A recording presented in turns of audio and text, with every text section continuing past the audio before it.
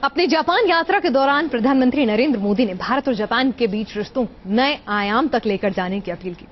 मोदी ने जापान के औद्योगिक जगत को भारत में आने का न्योता भी दिया, लेकिन इस सब के बीच मोदी हर मुकाम पर अपने ड्रीम प्रोजेक्ट यानी स्मार्ट सिटी को जरूर याद रखते हुए नजर आए।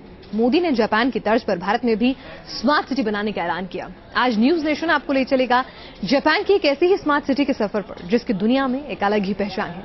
न्यूज नेशन पहुंच गया है जापान की स्मार्ट सिटी योकोहामा में।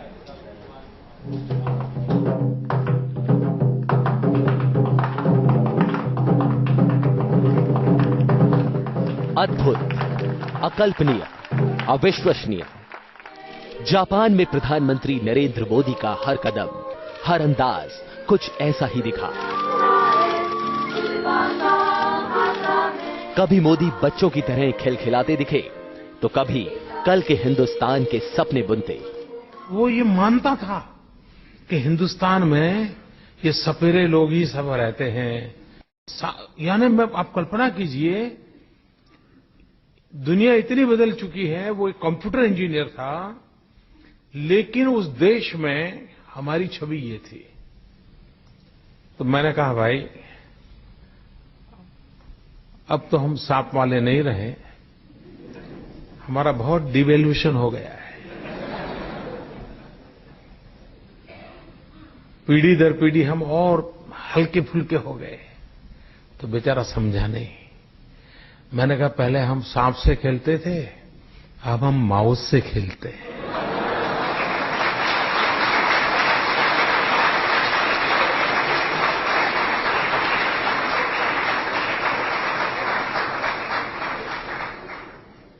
पहले हम और सांप का खेल चलता था, अब हमारा डिवेल्यूशन डिग्रेडेशन होते होते हम माउस से ऐसे जुड़ गए कि हम माउस को हिलाते हैं, दुनिया पूरी हिलती है। मैंने कहा,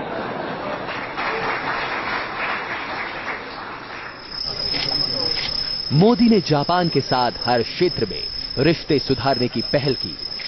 तकनीक से लेकर इंडस्ट्री तक, संस्कृति से लेकर पर्यटन तक। मोदी और शिंजो अबे की जोड़ी की जुगलबंदी मानो दोनों देशों के बीच रिश्तों की एक नई कहानी लिखती दिखी। लेकिन इस पूरी यात्रा में मोदी की जुबान पर बार बार एक ही बात आई, और वो बात थी अपने सपनों का संसार बनाने की, या यूं कहें कि भारत के शहरों को सपने जैसी शक्ल देने की।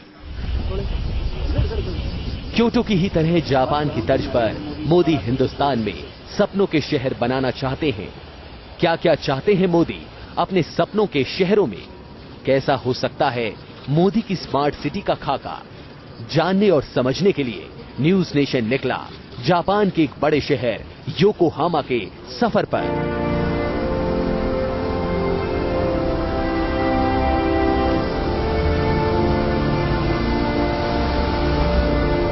योकोहामा को टोक्यो के बाद जापान के सबसे आधुनिक शहरों में गिना जाता है। स्मार्ट सिटी, जी हां, हर भारतीय के जनमानस में यह शब्द रच बसा गया है। अब हर कोई भारत में स्मार्ट सिटी का सपना देखने लगा है। हर कोई चाहता है कि भारत में भी स्मार्ट सिटी बने, क्योंकि प्रधानमंत्री नरेंद्र मोदी देश में 100 स्मार्ट सिटी बनाने का सपना दिखा चुके हैं। तो हम पहुंचे हैं जापान के योकोहामा, जो यहां की सबसे विख्यात स्मार्ट सिटी है। लेकिन उस स्मार्ट सिटी तक पहुंचने के लिए हमें सबसे पहले लेना होगी इस मैप की मदद। इस मैप के जरिए हम जानने की कोशिश करेंगे कि दरअसल हमारा गंतव्य कहां है और हमें कैसे इस स्मार्ट सिटी तक पहुंचना है। योकोहामा के आधुनिक इंफ्रास्ट्रक्चर का अंदाजा आप इस बात से लगा सकते हैं कि अगर कोई अजनबी भी इस शहर में कदम रखे तो उसके लिए अपनी मंजिल ढूंढना मुश्किल नहीं होता। योकोहामा में कदम कदम पर रूट मैप बने हुए हैं, जिनकी मदद से कोई भी शख्स अपना रास्ता ढूंढ सकता है और तय कर सकता है। हमने अपनी पहली मंजिल चुनी थी योकोहामा का लैंडमार्क टावर, जो इस शहर की पहचान बन चुका है। अब ये पूरा रूट मैप बनाया गया है टावर बी, सी, और अगर हम यहां पर स्टेशन के बाद जहां हम खड़े हैं, हम यहां खड़े हैं, हम यहां से बाहर निकले हैं और उसके बाद आप ये देखिए कि इस यहां आने के पहुंचने के बाद ये द लैंडमार्क योकोहामा, यानी यहां हमसे दाहिना लेना है और उसके बाद जो योकोहामा स्मार्ट सिटी की पहचान है वो है ये लैंडमार्क टावर योकोहामा। और यहां से अगर हम दाहिने लेते हैं तो हम सीधे जाएंगे इस लैंडमार्क तक। तो आइए, कैसी होती है स्मार्ट सिटी। भारत के जनमानस में स्मार्ट सिटी का जो सपना है, हर कोई अब स्मार्ट सिटी के सपने को देखने लगा है।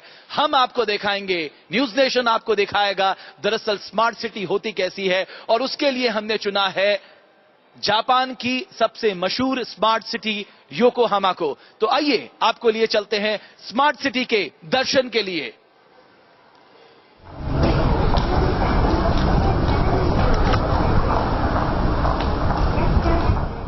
योकोहामा शहर के अंदर घुसते ही मानो आंखें चौंधिया जाती हैं।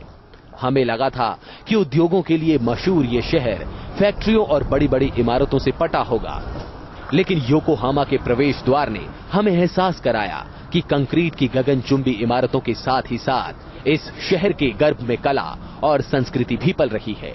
यह है योकोहामा स्मार्ट सिटी का प्रवेश द्वार। जिस भी शिल्पकार ने इस प्रवेश द्वार का निर्माण कराया होगा, आप सोचिए वो कला का कितना धनी शिल्पकार होगा। 6 मजबूत स्तंभों के सहारे इस प्रवेश द्वार को बनाया गया है। बहुत ही सुंदर तरीके से इसको बनाया गया है। एक मजबूत अच्छी क्वालिटी के स्टील का निर्माण के साथ इसे बनाया गया है। और आप देख सकते हैं 6 मजबूत स्तंभों में यह द्वार खड़ा हुआ है, गोलाकार है और एक अलग सी तकनीक का इस्तेमाल किया गया है इसे बनाने के लिए, ताकि जो कोई भी इस स्मार्ट सिटी में प्रवेश करे उसे ये एहसास हो कि वो जापान की सबसे मशहूर और दुनिया की सबसे मशहूर स्मार्ट सिटी में प्रवेश कर रहा है। योकोहामा के प्रवेश द्वार को पार कर हमने इस चमचमाते शहर के अंदर कदम रखा।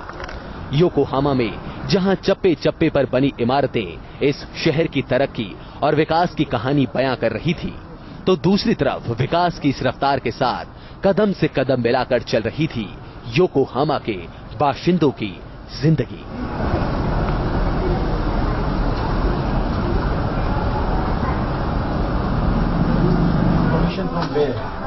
योकोहामा न्यूज नेशन की नजरों से गुजर रहा था। हर मोड़ ये साबित कर रहा था आखिर क्यों मोदी ने हिंदुस्तान में स्मार्ट सिटी के कॉन्सेप्ट को लाने के लिए जापान के शहरों को मिसाल बनाया। स्मार्ट सिटी योकोहामा की सबसे बड़ी पहचान है योकोहामा टावर। इस टावर को योकोहामा की शान भी कहा जाता है। क्या खासियत है योकोहामा टावर की, ये जानने के लिए हमने योकोहामा टावर को ही अपना पहला पड़ाव बनाया। इस समय हम मौजूद हैं योकोहामा स्मार्ट सिटी के लैंडमार्क टावर में। ये पहचान है इस शहर का, ये पहचान देता है इस शहर को, ये बताता है दुनिया को कि योकोहामा सिटी दुनिया में सबसे ज्यादा सुंदर स्मार्ट सिटी क्यों है। और अगर यकीन मानिए, जो देश भूकंप के लिहाज से अति संवेदनशील देश है, वहां 296 और 70 मंजिले की गगनचुंबी इमारत खड़ा करना बहुत आसान काम नहीं है। आप सोचिए उस अनुसंधान के बारे में, आप सोचिए उस तकनीक के बारे में, आप सोचिए उस कार्यकुशलता के बारे में, आप सोचिए उन शिल्पकारों के बारे में जिन्होंने इस 296 मीटर 70 मंजिला गगनचुंबी इमारत को बनाया है, जो इस योकोहामा सिटी को एक अलग पहचान देता है। योकोहामा टावर की खूबसूरती और इसका आकार वाकई दंग कर देने वाला था। ये टावर क्यों योकोहामा की पहचान कहलाता है, इस टावर को देखने के बाद ही समझा जा सकता है। योकोहामा शहर की दूसरी बड़ी खासियत है प्लानिंग। योकोहामा को 4 हिस्सों में बांटकर बनाया गया है। एक हिस्से में दफ्तर और इंस्टीट्यूशन है, तो दूसरे हिस्से में फैक्ट्रियां और कारखाने।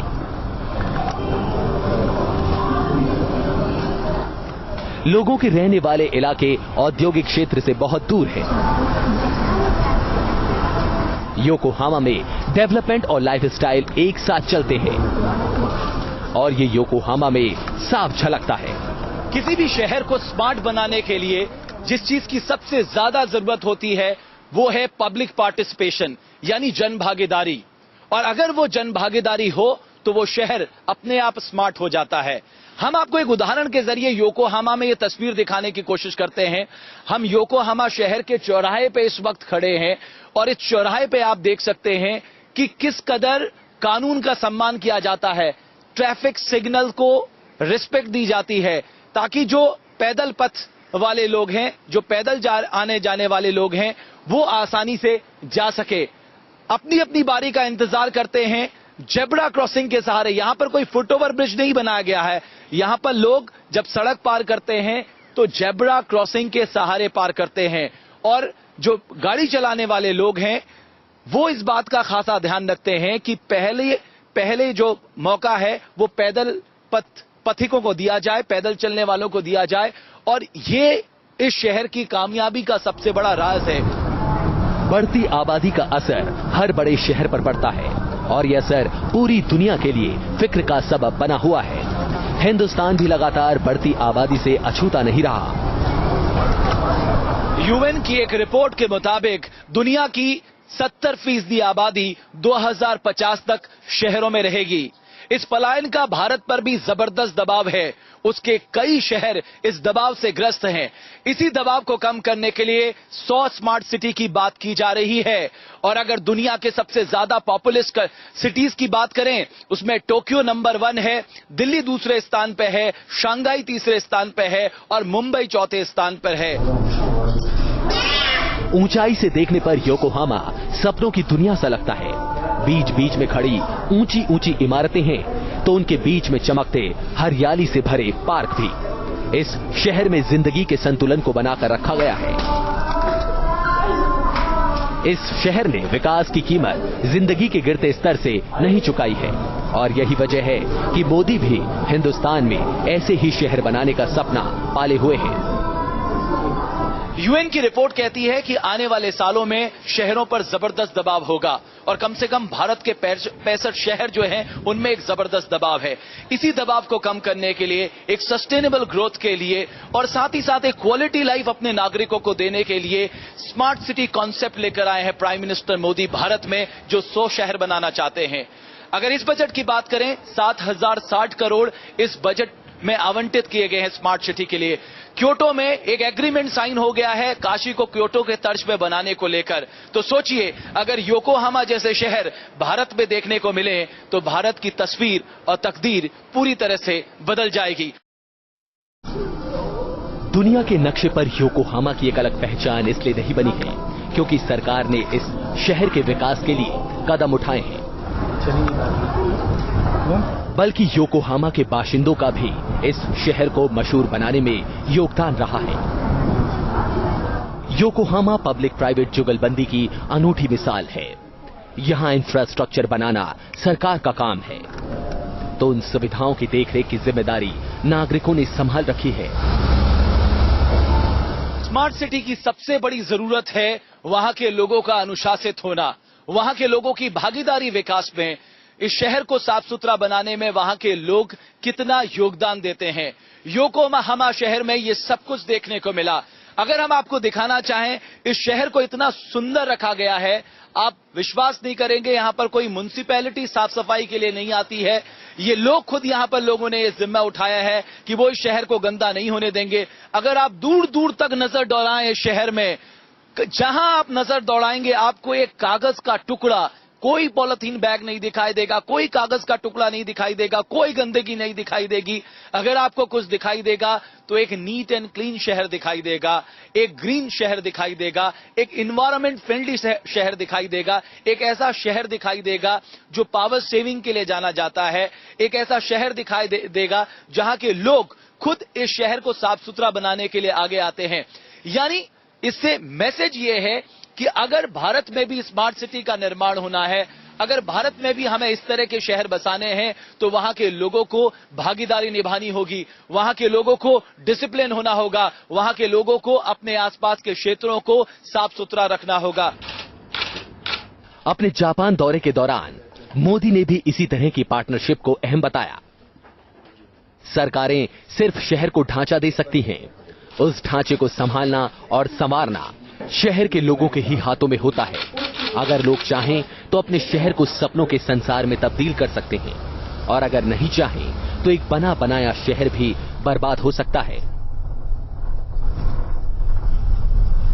इसी तर्ज पर काम करते हुए योकोहामा में न सिर्फ शहर की सुविधाओं को तरजीह दी जाती है, बल्कि ये भी ख्याल रखा जाता है कि हर वर्ग के नागरिकों को अपनी सुविधाएं सही तरीके से मिले। स्मार्ट सिटी में बेहतर योजनाओं का ध्यान रखा जाता है। यानी जब आप योजना बनाते हैं किसी स्मार्ट सिटी को डेवलप करने के लिए, आपको हर चीज का ख्याल रखना पड़ता है। योकोहामा में एक और तस्वीर हम आपको दिखाते हैं कि किस तरह से यहां के बच्चों के मनोरंजन का भी इस स्मार्ट सिटी, जो तकरीबन 445 किलोमीटर भूभाग में फैली है, वहां पर इस बात का भी ख्याल रखा गया है कि अगर बच्चे यहां पर आएंगे तो उनके मनोरंजन का साधन किस तरह से बनाया जाए। इसलिए आप देख सकते हैं कि यहां पर तमाम झूले लगाए गए हैं ताकि जो छोटे छोटे बच्चे यहां पर आए तो यहां पर वो मनोरंजन कर सकें। यहां पर उनके झूलने के लिए कई तरह के झूले यहां पर बनाए गए हैं, जिसके पीछे सिर्फ मकसद ये है कि स्मार्ट सिटीज में हर चीज का ध्यान रखा गया है, हर चीज को योजनाबद्ध तरीके से रखा गया है। बच्चों का ख्याल रखा गया है, बड़े बूढ़ों का ख्याल रखा गया है, युवाओं का ख्याल रखा गया है, बिजनेस का ख्याल रखा गया है, सोशल इंफ्रास्ट्रक्चर का ख्याल रखा गया है, हेल्थ का ख्याल रखा गया है, पब्लिक ट्रांसपोर्ट का ख्याल रखा गया है। तो ये सारी बातों का ख्याल यहां पर रखा गया है ताकि एक योजनाबद्ध तरीके का शहर कैसा होता है, स्मार्ट शहर किसको कहते हैं, ये सारी चीजें जो हैं वो यहां पर आए। और यही तस्वीर न्यूज नेशन आपको दिखाने की कोशिश कर रहा है कि एक स्मार्ट सिटी का मतलब क्या होता है। योकोहामा जापान का बिजनेस हब है। यहां बड़ी बड़ी कंपनियों के कारखाने और कॉरपोरेट ऑफिस हैं। इसी वजह से शहर की यातायात व्यवस्था से बिजली सप्लाई तक को हर वक्त दुरुस्त रखा जाता है ताकि यहां बिजनेस करने वाले लोगों को किसी किस्म की दिक्कत का सामना न करना पड़े और उनके बिजनेस से पैदा होने वाले मुनाफे का एक हिस्सा शहर के विकास तक पहुंच सके। खुद मोदी भी देश के विकास में बिजनेस जगत की अहमियत को समझते हैं। इसी वजह से उन्होंने जापान की बिजनेस कम्युनिटी को भारत में हर सुविधा देने का आश्वासन दिया। आमतौर पर भारत की पहचान ये बन जाती है, भाई छोड़ो यार, वहां रेड टेप है, पता नहीं सरकारी कारोबार में कब गाड़ी चलेगी। मैं आपको विश्वास दिलाने आया हूं, आज भारत में रेड टेप नहीं, रेड कारपेट है। और ये रेड कारपेट आपका इंतजार कर रही है। हमने इतना ईज ऑफ बिजनेस के लिए इतने सारे नए रेगुलेशंस को लिबरल कर दिया है और शायद विश्व में इतनी तेज गति से लिबरलाइज मूड में सारे हमारे पुराने रूल्स एंड रेगुलेशंस में परिवर्तन लाने का किसी एक सरकार ने काम किया हो तो आज हिंदुस्तान की सरकार है। और आखिरकार व्यापारी को, उद्योगकार को, इन्वेस्टर को एक सिक्योरिटी चाहिए, उसको एक प्रॉपर ग्रो करने के लिए एनवायरनमेंट चाहिए। आज भारत किसी को भी आकर के ग्रो करने के लिए, प्रॉपर एनवायरनमेंट के लिए बहुत तेज गति से आगे चल रहा है। भारत की अर्थव्यवस्था को इस वक्त विदेशी निवेश की खासी जरूरत है और जापान एक ऐसा दोस्त बन सकता है जिससे न सिर्फ निवेश बल्कि साथ ही तकनीकी सहयोग भी मिल सकता है। इसी वजह से मोदी के जापान दौरे की सबसे बड़ी अहमियत जापानी निवेशकों को भारत में आमंत्रित करना है। प्रधानमंत्री नरेंद्र मोदी ने सेक्रेड हार्ट यूनिवर्सिटी में जाकर छात्रों को भारत के शक्तिबोध और सौंदर्य बोध से परिचित कराया, तो बिजनेस कॉन्क्लेव में वो उद्योगपतियों को ये बताना ना भूलें कि भारत में निवेश का माहौल सुधर चुका है और रेड टेपिज्म के बजाय अब रेड कारपेट के जरिए निवेशकों का स्वागत किया जाएगा। भारत को निवेश की जरूरत है, खासकर मैन्युफैक्चरिंग जोन्स में, और ऐसे में जापान अगर सहयोग करता है तो भारत की ग्रोथ रेट को इससे फायदा होगा। ग्रोथ रेट बढ़ने का मतलब न सिर्फ रोजगार बढ़ना बल्कि भारत की इकोनॉमी के लिए एक नए दौर की शुरुआत जैसा। इस समय वीडियो जर्नलिस्ट आरिफ के साथ Ramesh Bhatt, news nation, Tokyo.